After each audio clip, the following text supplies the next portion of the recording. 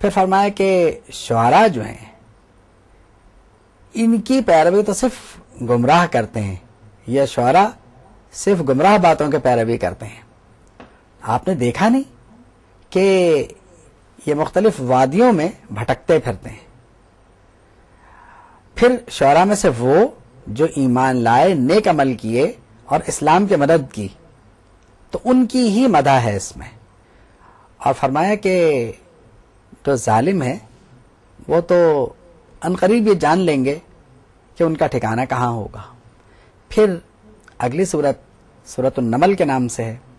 اس سورۃ مبارکہ کی صورت کچھ ایسی ہے کہ اس میں حضرت سلیمان علیہ السلام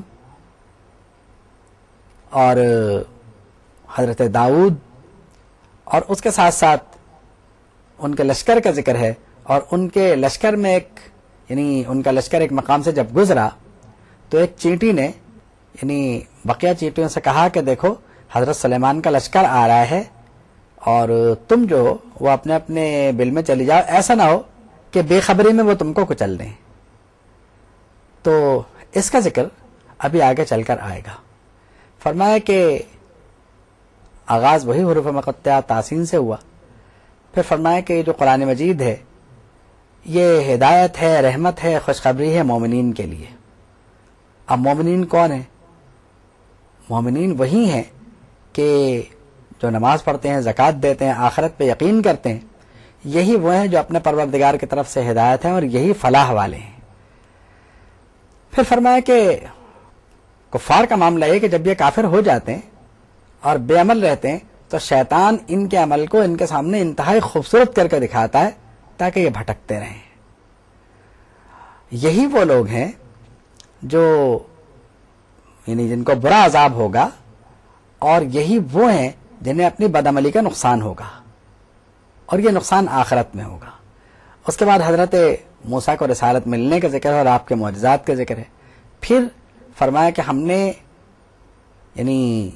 حضرت داؤد اور حضرت سلیمان کو علم و حکمت عطا فرمایا. ان حضرات کو علم عطا فرمایا، ان کو حکومت عطا فرمائی، اور بہت سو پر ان کو فضیلت عطا فرمائی. اور حضرت سلیمان حضرت داؤد علیہ السلام کے وارث تھے. اس کے بعد پھر وہی چینٹی والی بات کہ ان کا جو لشکر تھا وہ جب گزرا اور چینٹی کے بعد حضرت سلیمان نے سنی تو آپ مسکرائے اس کے اس قول سے. پھر ایک موقع وہ آیا کہ آپ کو ایک پرندے ہدہد نے ایک خبر یہ دی کہ ملکہ سبا اور ملکہ جو بلقیس تھی ان کے حالات کے متعلق ان کو جب بتایا تو آپ نے ان کو خط لکھا، اور اس میں لکھا انہ من سلیمان و انہ بسم اللہ الرحمن الرحیم، کہ یہ سلیمان کی طرف سے ہے، اس اللہ کے نام سے شروع جو بہت مہربان اور رحم والا ہے. اب جب یہ خط بلقیس کو ملا تو اس نے اپنی قوم سے مشورہ کیا. قوم نے کہا کہ جو فیصلہ آپ کریں وہ ہمارے لیے ٹھیک ہے. تو اس نے کہا تم دیکھ لو، جب یہ حکمراں کبھی کسی جگہ پہ داخل ہوتے ہیں بحیثیت فاتح تو پھر وہ وہاں بڑی بربادی مچاتے ہیں اور بڑا مسئلہ ہوتا ہے وہاں پہ، اور یہ تو وہ کرتے ہی کرتے ہیں.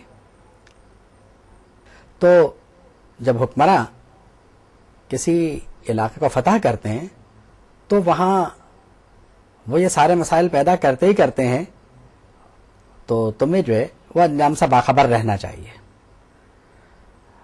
پھر حضرت سلیمان کے پاس بلقیس نے جو ہدیے بھیجے تھے وہ انہوں نے قبول نہیں فرمائے. انہوں نے فرمایا میرے پاس میرے پروردگار کا بہت فضل موجود ہے، اس کا مجھ پر بہت فضل ہے. بہرکیف یہ ہوا کہ ملکہ بلقیس حضرت سلیمان علیہ السلام کے بارگاہ میں جب حاضر ہوئی تو انہیں حضرت سلیمان کے دربار کی شان و شوکت دیکھ کے بہت حیرت ہوئی، کیونکہ وہ دربار بلقیس کے دربار سے اور اس کی سوچ سے بہت آگے تھا. انہوں نے اسلام قبول کیا، اور پھر حضرت صالح کی قوم کا مختصر ذکر ہے. حضرت لوط کی ذکر قوم جو ہے حضرت لوط کی قوم کا مختصر ذکر ہے.